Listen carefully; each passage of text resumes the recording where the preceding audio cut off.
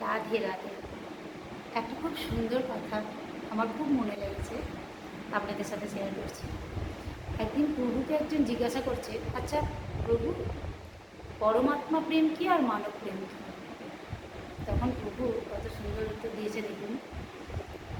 বলছে, পরমাত্মাকে প্রেম তো আমরা সবাই করি, সেটা ভালোবেসে হোক, ভক্তি ভরে হোক, ভয়ে হোক, কোনো কিছু পাওয়ার আশায় হোক। একজন ডাকাত, সেও ডাকাতি করতে যাওয়ার আগে ভগবানের পুজো করে যায়।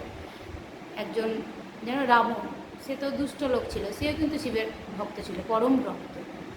মানে একজন দুষ্ট লোক হোক, ভালো লোক হোক, পরমাত্মাকে মানে ভগবানকে সবাই ভালোবাসে। কিন্তু কোনো মানুষ যখন মানুষকে ভালোবাসে, মন থেকে শ্রদ্ধা করে, সেই মানুষটা তার কাছে স্বয়ং পরমাত্মা হয়ে যায়। তখন মনে হয় যে এটাও মানুষ নয়, যেন স্বয়ং ভগবান। মানে তাকে এতটাই ভক্তি করতে, শ্রদ্ধা করতে ইচ্ছা যায়। আর সেটাই হলো প্রকৃত প্রেম। রাধে রাধে।